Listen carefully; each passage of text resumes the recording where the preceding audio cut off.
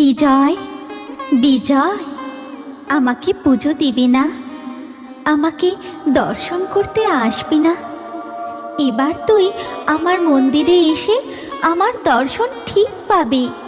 বিজয়, বিজয়, ওঠ বাবা, আমাকে পুজো দিয়ে যা।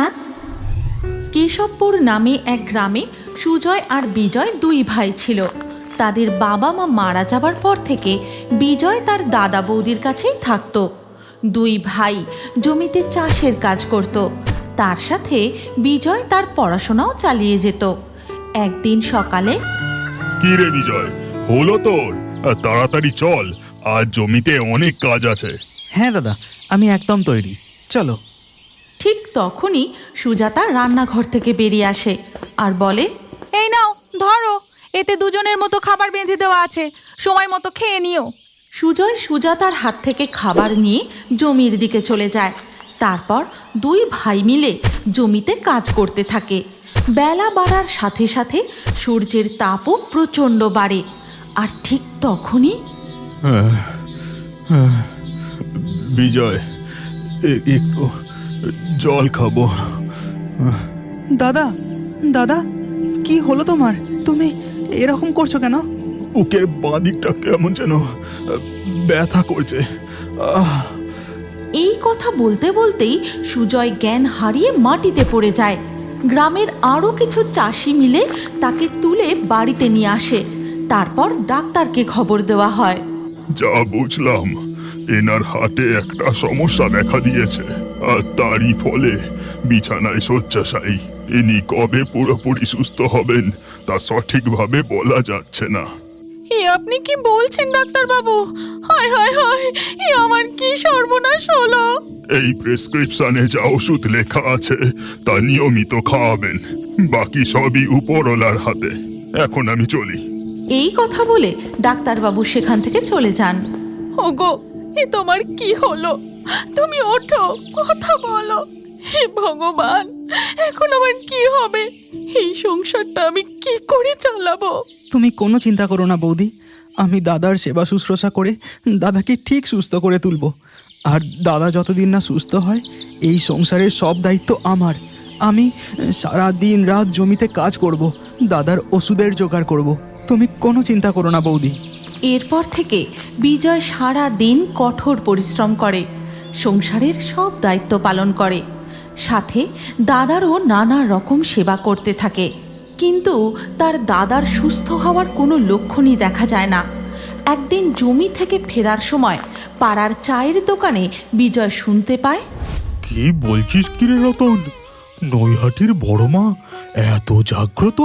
হ্যাঁ রে, শুনেছি মন থেকে কেউ মাকে ডাকলে তার মনস্কামনা ঠিক পূরণ করে। বড় মা কাউকে খালি হাতে ফেরায় না। জয় বড় মার জয়, জয় বড় মার জয়। মাগো, মা তুমি সবাইকে এইভাবেই রক্ষা করো।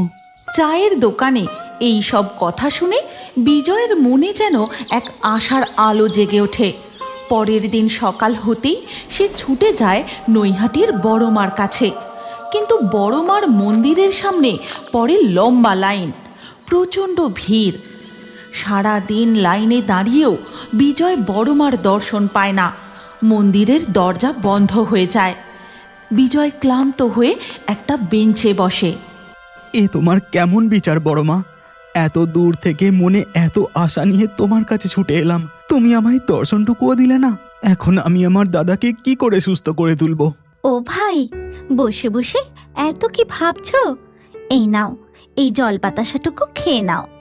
বিজয় মাথা তুলে দেখে তার সামনে একটি বউ জলের ঘটি আর বাতাসা নিয়ে দাঁড়িয়ে আছে। বিজয় কিছু জিজ্ঞাসা না করেই জলের ঘটিটা নিয়ে ঢক ঢক করে জল খেতে থাকে, কারণ সে সত্যিই খুব ক্লান্ত ছিল। তোমায় অনেক অনেক ধন্যবাদ দিদি, আমার সত্যিই খুব জল পিপাসা পেয়েছিল। আচ্ছা, বুঝলাম। এখন বলো তো, এমন মন উদাস করে এখানে বসে আছো কেন? মনের কত আশা নিয়ে বড় মার দর্শন করতে এসেছিলাম। আমার দাদা খুব অসুস্থ, ভেবেছিলাম বড় মার পায়ের ফুল দাদার মাথায় ছোঁয়ালে দাদা আস্তে আস্তে সুস্থ হয়ে যাবে। কিন্তু বড় মা আমাকে খালি হাতেই ফিরিয়ে দিলেন।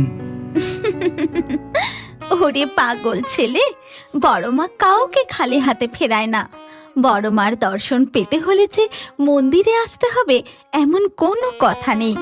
যে কোনো স্থানে বসে মন থেকে বড় মাকে ডাকলেই তিনি সাড়া দেন। আর পুজোর ফুলের কথা বলছিস, গাছ থেকে ফুল তুলে বড় মার নাম করে সেই ফুল মাথায় ছোঁয়ালেই হবে। শুধু মনে ভক্তি আর বিশ্বাসটুকু রাখতে হবে। এই কথা বলেই বউটি পাশের একটি গাছ থেকে একটা জবা ফুল তুলে নিয়ে বিজয়ের হাতে দেয়। বিজয় চোখ বন্ধ করে চোখের সামনে বড়মার ছবি দেখতে পায়, কিন্তু চোখ খুলে সে ওই বউটিকে আর কোথাও দেখতে পায় না। এ কি দিদি, কোথায় গেলে তুমি? দিদি, দিদি। বিজয় আর এক মুহূর্ত দেরি না করে তাড়াতাড়ি বাড়ি ফিরে আসে আর সেই জবা ফুলটি দাদার মাথায় ছোঁয়ায়। ধীরে ধীরে তার দাদা সুস্থ হয়ে ওঠে। এরপর থেকে বিজয় তার বাড়িতেই নিত্য বড়মার পুজো করে। আচ্ছা, এখন তো তুমি পুরোপুরি সুস্থ, এবার তুমি তোমার ভাইকে নিজের ব্যবস্থা নিজে করে নিতে বলো। কতদিন আর আমাদের সংসারে থাকবে শুনি? কিন্তু এতদিন ভাই তো এই সংসারের সব দায়িত্ব সামলেছে, ওকে আমি এখন কি করে আলাদা করে দিই বলো তো? চুপ করো তো, এতদিন যা করেছে করেছে, এখন আমি যা বলছি তুমি তাই করো, না হলে কিন্তু আমি সব ছেড়ে ছুড়ে বাপের বাড়ি চলে যাব। না না গিন্নি, ও কথা বলো না। ঠিক আছে, আমি ভাইকে গিয়ে তাই বলছি। এরপর সুজয় বিজয়ের ঘরে যায়। বিজয় তখন পড়াশোনা করছিল। তার দাদা এসে তাকে এই বাড়ি ছেড়ে বেরিয়ে যেতে বলে, সাথে তার বৌদিও তাকে নানান রকম অপমান করে। দাদা, বৌদি, এ তোমরা কি বলছো? আমি বাড়ি ছেড়ে এখন কোথায় যাব? ওসব আমরা জানি না, যেদিকে দু চোখ যায় চলে যাও। কতদিন আর দাদার ঘাড়ে বসে থাকবে শুনি? দাদা বৌদির এমন অপমান সহ্য করতে না পেরে বিজয় তার জামা কাপড়, বইপত্র এবং বড় মার ছবিটা সঙ্গে নিয়ে বাড়ি থেকে বেরিয়ে পড়ে। সে স্টেশনের দিকে চলে যায়। ধীরে ধীরে রাত হয়ে যায় আর রাতের বেলা বিজয়ের ধুম জ্বর আসে।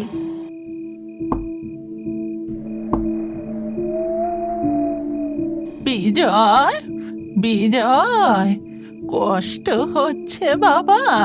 তুই শান্তিতে ঘুমো বাবা, আমি তোর মাথায় হাত বুলিয়ে দিচ্ছি। তোকে যে এখনো অনেক পরিশ্রম করতে হবে, চিন্তা করিস না। তুই শুধু কর্ম করে যা, কর্মের ফল তুই ঠিক পাবি। বিজয় অর্ধচেতন অবস্থায় সেই সব কথা শুনতে থাকে। এরপর সকালবেলা যখন তার ঘুম ভাঙে, সে দেখে তার জ্বর কমে গেছে। সে উঠে দেখে তার মাথার পাশে একটা জবা ফুল রয়েছে। তখন তার মনে পড়ে যায় কাল রাতের ঘটনা। জয়, জয় বড় মার জয়। আমি বুঝেছি মা, কাল রাতে তুমি স্বয়ং আমার কাছে এসেছিলে। আমার আর কোনো চিন্তা নেই। যার মাথায় স্বয়ং বড় মার হাত আছে, তার আর কিসের চিন্তা? এরপর বিজয় ট্রেন ধরে কলকাতায় চলে যায় আর সেখানে একটা কোম্পানিতে ইন্টারভিউ দিয়ে চাকরিও পেয়ে যায়। কলকাতায় এসে একটা বাড়িতে ভাড়া থাকে। এইভাবেই দিনও কাটতে থাকে। একদিন রাতে বিজয় স্বপ্ন দেখে। বিজয়, বিজয়, আমাকে পুজো দিবি না? আমাকে দর্শন করতে আসবি না? এবার তুই আমার মন্দিরে এসে আমার দর্শন ঠিক পাবি। বিজয়, বিজয়, ওঠ বাবা, আমাকে পুজো দিয়ে যা। ঠিক তখনই বিজয়ের ঘুম ভেঙে যায় আর পরের দিন সকাল হতেই সে দৌড়ে যায় নৈহাটির বড়মার কাছে। ফুল নেবে গো? ফুল, জবা ফুলের মালা মাত্র 20 টাকা, ফুল নিয়ে যাও। ও বাবু, মায়ের পুজো দিতে যাচ্ছেন, একটা ফুলের মালা নিয়ে যান না। এই কথা শুনে বিজয় দাঁড়িয়ে পড়ে আর বলে, তা জবা ফুলের মালা কত করে? বেশি না, মাত্র 20 টাকা। কিন্তু আমার কাছে তো খুচরো টাকা নেই। ঠিক আছে, আপনি জবা ফুলের মালা নিয়ে আগে পুজো দিয়ে আসুন, পয়সা না হয় আমায় পরেই দেবেন। বিজয় একটা ফুলের মালা নিয়ে ভক্তি ভরে মায়ের পুজো দেয়। আজ বিজয়ের দর্শন সার্থক। মন্দির থেকে বেরিয়ে এসে বিজয় যায় সেই ফুল বিক্রেতা মেয়েটির কাছে। আচ্ছা, তোমার নাম কি? তুমি কোথায় থাকো? আমার নাম জবা। এই তো এখানে ফুল বিক্রি করি আর রাতের বেলা মায়ের মন্দিরেই থাকি। এটাই আমার ঠিকানা। সে কি, তোমার বাড়িতে কেউ নেই? সেই কোন ছোটবেলায় আমার বাবা মা মারা গেছেন। তারপর থেকে এই মায়ের মন্দিরের সামনেই আমার বড় হয়ে ওঠা। আর এই মন্দিরের পুরোহিত মশাই আমাকে বড় করে তোলেন। এরপর জবা বিজয়কে সব কথা খুলে বলে, আর সব শুনে বিজয়ের জবার জন্য কেমন মায়া হয়। তারপর বিজয় তার ভাড়া বাড়িতে ফিরে আসে। এরপর থেকে সে যখনই বড় মায়ের কাছে পুজো দিতে যায়, সে জবার কাছ থেকেই ফুল কেনে। এইভাবে তাদের মধ্যে এক গভীর বন্ধুত্ব হয়ে যায়। একদিন বিজয়, আচ্ছা জবা, তুমি আমাকে বিয়ে করবে? তোমারও কেউ নেই, আর বলতে পারো আমিও একা। আমরা দুজন মিলে একটা সংসার শুরু করতে পারি না? এই প্রস্তাবে জবাও সম্মতি জানায়। আর পুরোহিত মশাইয়ের উপস্থিতিতে এক শুভ মুহূর্তে তাদের বিবাহ সম্পন্ন হয়। এরপর থেকে তারা খুব সুখে শান্তিতে সংসার করে। এই সবই হচ্ছে বড় মার লীলা। মনে ভক্তি আর বিশ্বাস নিয়ে মাকে ডাকলে মা কখনো মুখ ফিরিয়ে নেন না। তুমি কি এখনো বড় হয়ে কার্টুন দেখতে ভালোবাসো? তাহলে তোমার নাম কমেন্টে জানাও।